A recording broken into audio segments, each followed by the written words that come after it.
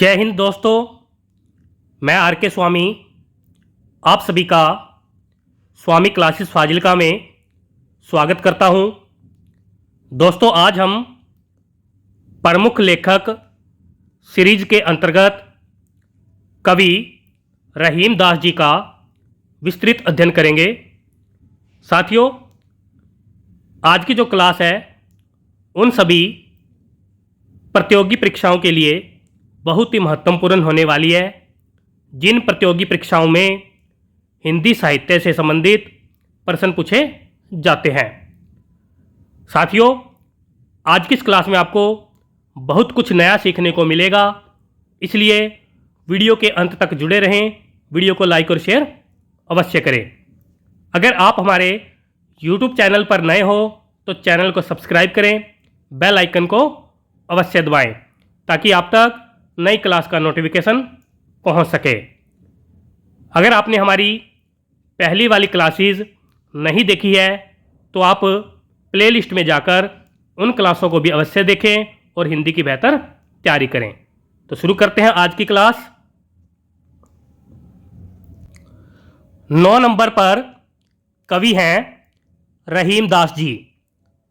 रहीम दास जी का जन्म काल 17 दिसंबर 1556 ईस्वी माना जाता है और इनका जन्म स्थान लाहौर, पाकिस्तान माना जाता है। इनका मृत्यु काल 1626 या 27 ईस्वी माना जाता है। इनकी मृत्यु 70 वर्ष की आयु में हुई मानी जाती है। इनका मृत्यु स्थान आगरा माना जाता है। इनका समाधि स्थल यानी कि मकबरा दिल्ली में इनकी बेगम महाबानू जी की समाधि के पास है।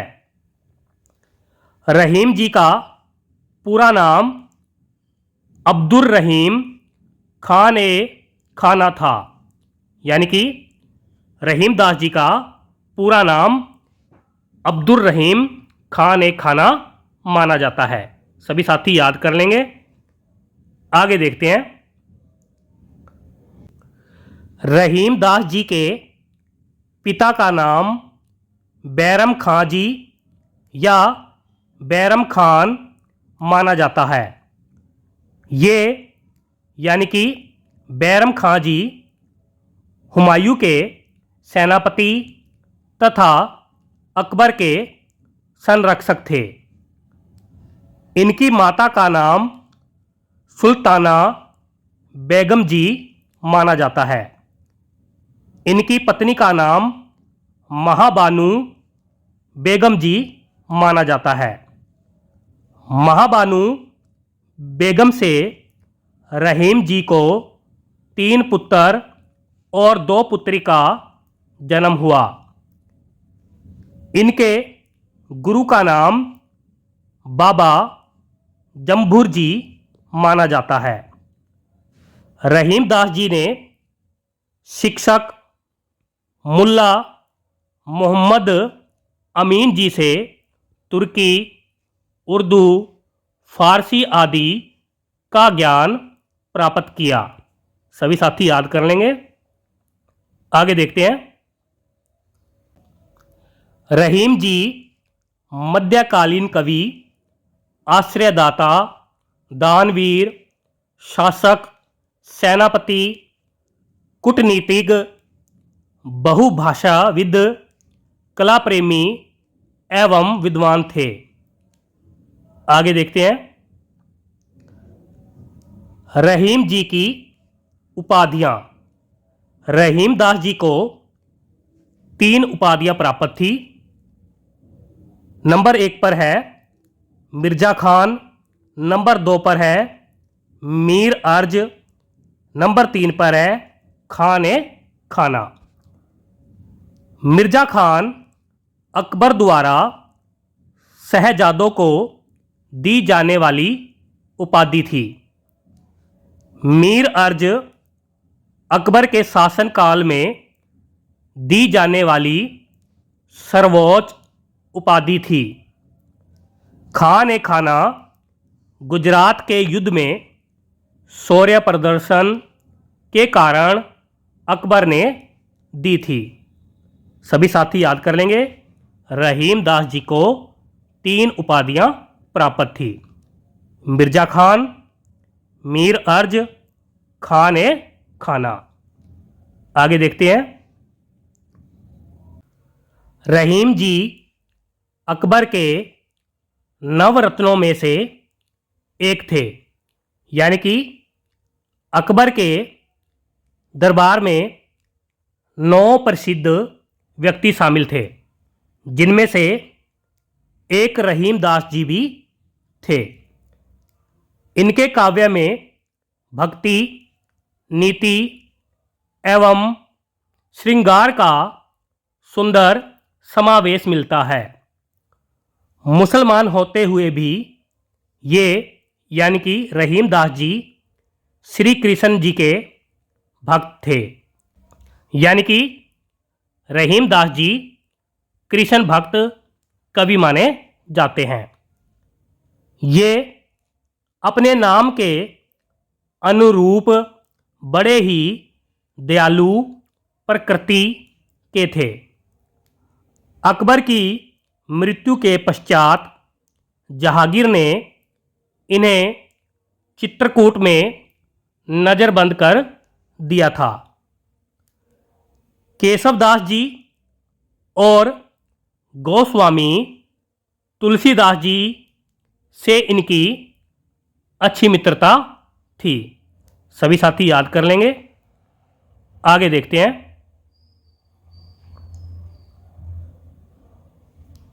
रहीम जी मध्ययुगीन दरबारी संस्कृति के प्रतिनिधि कवि थे। सन 1583 ईस्वी में रहीम जी को अकबर के पुत्र शहजादा सलीम का अतालिक यानी कि शिक्षक बना दिया गया था। आगे देखते हैं।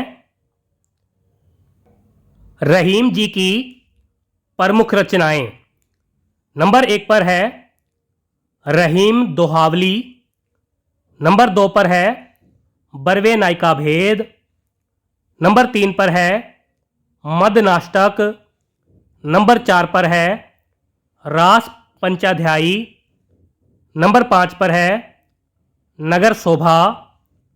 नंबर 6 पर है रहीम सतसई। नंबर 7 पर है श्रृंगार सतसई। नंबर 8 पर है रहीम रत्नावली। नंबर 9 पर है सोरठा रहीम। नंबर 10 पर है संस्कृत श्लोक रहीम। नंबर 11 पर है खेट कौतुकम जातकम। नंबर 12 पर है श्रृंगार सोरठा। सभी साथी याद कर लेंगे।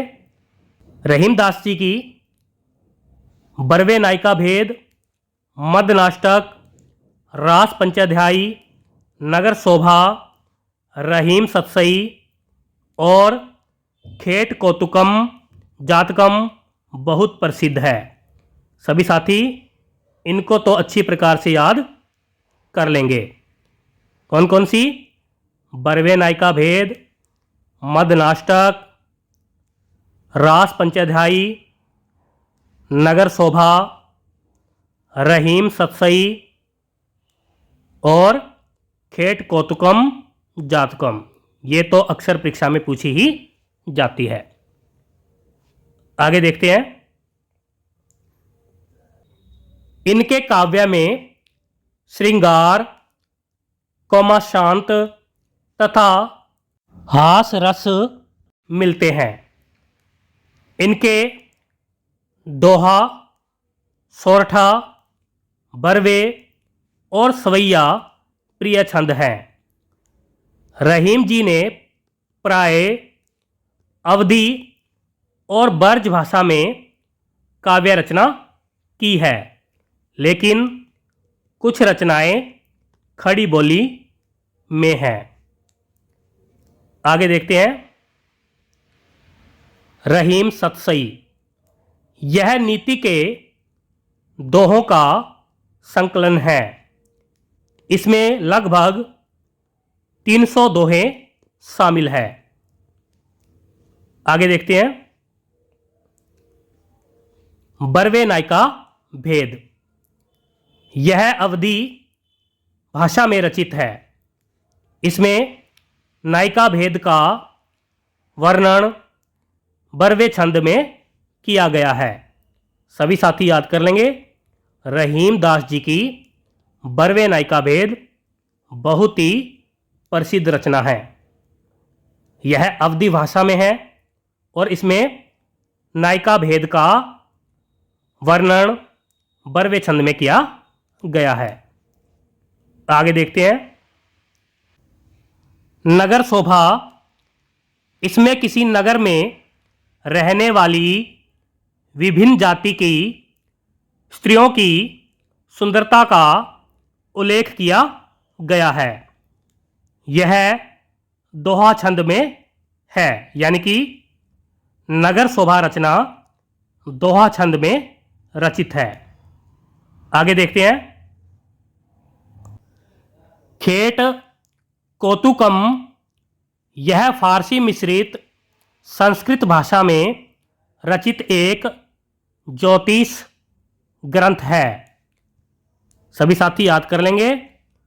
खेट कौतुकम एक ज्योतिष ग्रंथ है। रास पंचाध्यायी, यह श्री मद् भागवत पुराण के आधार पर लिखा गया है। यह खंडित रूप में उपलब्ध है। यह अप्राप्य ग्रंथ है। आगे देखते हैं। मद्यनाष्टक, इसमें श्री कृष्ण और गोपियों की प्रेम संबंधित लीलाओं का सरस चित्रण किया गया है। यह खड़ी बोली में रचित है। आगे देखते हैं। श्रृंगार सोरठा, इसमें प्रेम संबंधित 6 सोरठे हैं। यह खंडित रूप में है। सभी साथी याद कर लेंगे। आगे देखते हैं। नोट में कुछ लिखा है। रहीम जी ने संस्कृत कवियों के अनुकरण पर संस्कृत में प्रार्थना परक छंद लिखे जो रहीम काव्य के नाम से जाने जाते हैं। इनमें संस्कृत, फारसी और खड़ी बोली मिश्रित भाषा का प्रयोग हुआ है। सभी साथी याद कर लेंगे। ये थे रहीम दास जी के बारे में बहुत ही महत्वपूर्ण तथ्य। साथियों, आज हमने रहीम दास जी के बारे में विस्तृत अध्ययन किया है। आशा करता हूँ कि आज की इस क्लास में आपको बहुत कुछ नया सीखने को मिला होगा।